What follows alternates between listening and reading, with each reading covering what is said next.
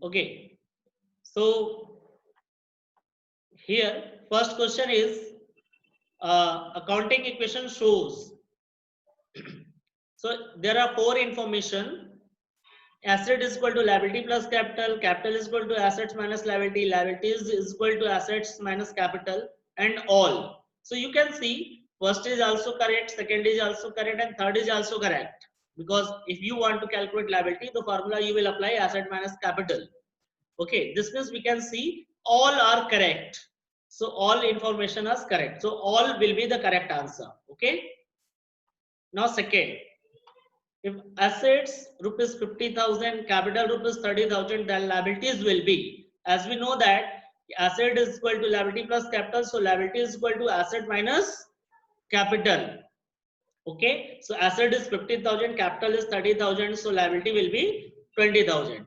Okay, now third, liability means amount due to outsider, amount due from outsider, amount paid in advance, all. So आपको पता है liability means the debt, the amount which are to be due to outsider, which are due to outsider. So जो first answer would be correct. Okay.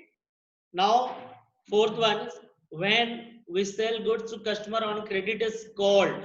So customer को हमने बेचा तो amount we had to receive means it's the part of assets. So assets क्या है यहाँ पे debtor, because debtor creditor both none, both तो हो ही नहीं सकता, ठीक है, none भी नहीं है, debtor और creditor में से debtor है, because it is a part of assets, हमको पैसा लेना है.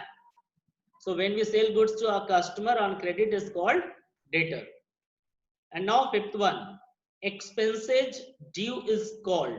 So whatever expenses is still due, this means we have not paid. We have taken the service, but still we have not paid. Okay. So in this situation, this is called outstanding expenses. But before putting the marks on the correct answer, just we need to read all the information. So prepaid expenses, no. Outstanding, correct. Prepaid expenses and current assets, no. Outstanding expenses and current liabilities, yes. So this is an outstanding expenses as well as current liability. So this will be the correct answer, right? I hope you have understood well key. Okay. Okay. So I was saying that you have to give such kind of example of a transaction which shows in accounting equation increase in asset side and increase in liability side, right? So students, now see, first information is given here, solution, purchase of goods on credit. So think yourself, when you will do purchase goods on credit, so goods will be recorded in asset side in stock column. So your stock is increasing, means asset is increasing, but you are purchasing it on credit, means when we do purchase goods on credit, it will increase our liability because this is called creditors, right? So this is one of the example which will increase in stock and increase in creditor. Stock will be recorded in asset side and creditors will be recorded in liability side, right? So समझ में जिसको आ गया वो फटाफट अपना ये emoji show कर सकता है, ठीक है, ग्रीन इमोजीज और थम्स अप का आप दिखा सकते हो जैसे ही आपको क्लियर होता जा रहा है, ठीक है students. So I am coming on the next. Second question is saying, illustration 16, second, you have to give example for increase in assets and increase in owner's capital. Means liability side में increase होगा लेकिन liability में नहीं, capital में increase होना चाहिए because liabilities side includes liability plus capital. So give such example which increase in asset and capital. So very simple. Additional capital introduced by owner कह सकते हो, या दूसरा भी है, goods costing rupees 10,000 was sold for rupees 15,000. ये भी हो सकता है कि गुड्स आपने 10,000 का था और 15,000 में सेल किया. दिस मींस कि गुड्स से आपका माइनस होगा 10,000, कैश में प्लस होगा 15,000 और 5,000 आपका प्लस होगा कैपिटल में. मींस आपका एसेट्स भी इंक्रीज हो रहा है और आपका इधर क्या हो रहा है, सॉरी एसेट इंक्रीज नहीं हो रहा है, यहाँ केवल आपका कैपिटल इंक्रीज हो रहा था, राइट? तो आपको एसेट और कैपिटल के लिए बताना है. तो यहाँ पर अगर ओनर बिजनेस में पैसा इन्वेस्ट करता है एडिशनल कैपिटल, सो एडिशनल कैपिटल अगर इन्वेस्ट करेगा तो आपका कैश बढ़ेगा, ठीक है, यानी एसेट साइड में इंक्रीज होगा और कैपिटल इंक्रीज होगा, क्योंकि पैसा जो भी कैपिटल के फॉर्म में आता है वो कैपिटल में ऐड हो जाता है। तो C, additional capital introduced is given here. So additional capital introduced, so increase in cash and increase in capital. Okay, so बस आपको इसी तरह एग्जांपल्स लिखने थे कि ये ट्रांजैक्शन को एग्जांपल दिखाना और उसका इफेक्ट दिखाना कि कहाँ का इंक्रीज या डिक्रीज हो रहा है। थर्ड इंफॉर्मेशन आपको बता रहा है कि कोई ऐसा एग्जांपल बताइए जिससे आपका लायबिलिटी इंक्रीज हो और डिक्रीज इन अनदर लायबिलिटी, यानी one liability is increasing and other liability is decreasing, no effect on the asset side. Okay, so think what kind of transactions should be here. Okay, so here example is given, acceptance of bills payable. So bills payable क्या होता है, मैंने already आपको second chapter में पढ़ा रखा है। bills payable creditor का दूसरा फॉर्म है। when we purchase goods from supplier, this is called creditor. Okay, when we purchase goods from supplier, this is called creditor.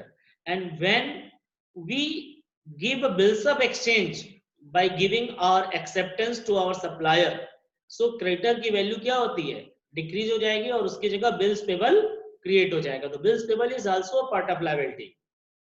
Bills payable भी हमारा लायबिलिटी का पार्ट होता है, एक ऐसा बिल जिसपे हमने प्रॉमिस किया है पेमेंट करने के लिए।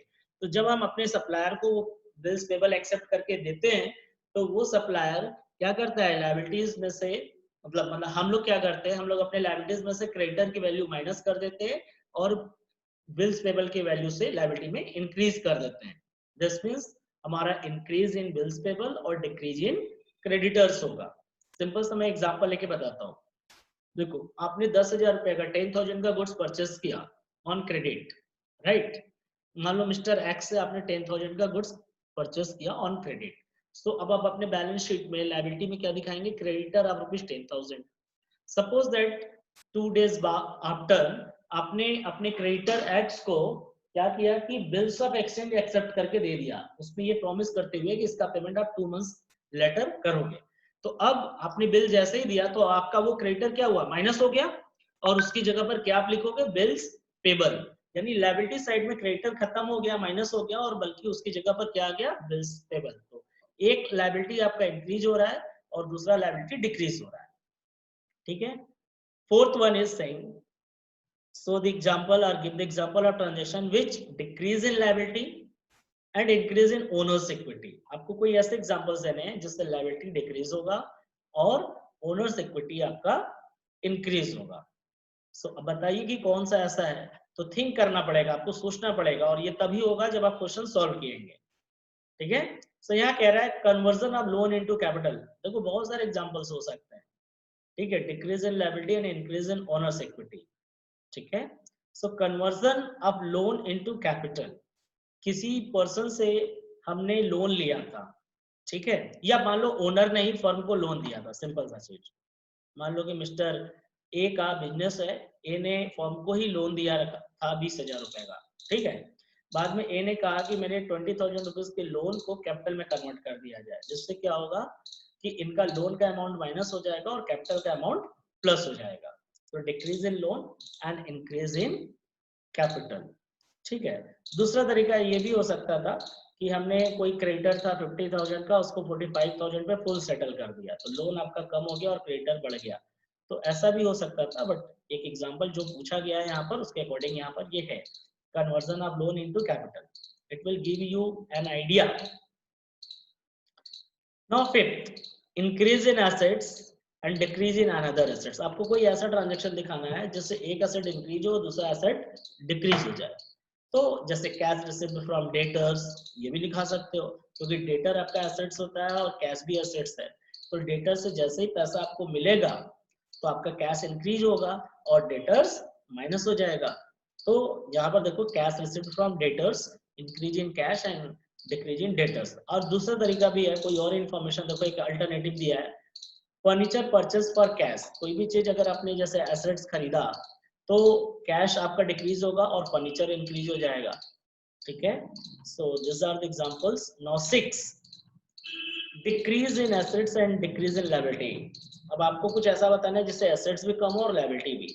ऑब्वियसली पेड एक्सपेंसेज, किसी भी टाइप का एक्सपेंसेस पेड करो, चाहे लोन का पेमेंट करो, ठीक है, किसी भी लायबिलिटी का पेमेंट करो, तो आपका कैश भी माइनस होगा और लायबिलिटी भी माइनस होगा, ठीक है। सो यहाँ क्या एग्जांपल दिया है कि रीपेमेंट ऑफ लोन और पेड टू क्रेडिटर्स, अगर लोन का वापस पेमेंट कर दिया तो जिससे आपका कैश कम होगा और डिक्रीज इन लायबिलिटी भी होगा। दूसरा तरीका ये भी था कि अगर हम एक्सपेंसेस का पेमेंट करते हैं तो कैपिटल से माइनस होता, तो यहाँ लायबिलिटी पूछा है, इसलिए हमें ऐसा दिखाना पड़ेगा जो कि लायबिलिटी पे सिर्फ इफेक्ट करे, कैपिटल पे नहीं, ओनर्स फंड पे नहीं। So repayment of loan or paid to creditors. So this is showing decrease in cash and decrease in liability. And last one is saying here decrease in asset and decrease in owner's equity. आपको कोई ऐसा example दिखाना है question में जिससे आपका asset decrease हो और ओनर्स इक्विटी भी डिक्रीज हो। तो आप पेमेंट कर सकते हो एक्सपेंसेस का जो मैंने बताया था, या ड्राइंग कर सकते हो। सो यहाँ पे बता रहा है ड्राइंग, जैसे ड्राइंग अगर आप कैश से करते हो तो डिक्रीज इन कैश होगा और डिक्रीज इन कैपिटल होगा। और अगर से मान लो कि रेंट पेड, तो रेंट पेड करते हो तो भी कैश डिक्रीज होगा और कैपिटल डिक्रीज होता है। तो there are so many transaction which will affect on the decrease in assets and decrease in capital, right? So these are the information. You can take the screenshot also, students. Question already you have taken the screenshot. You can take the screenshot of the questions 1 to 7 and then after solutions, solution का भी आप ले लो, okay? Done.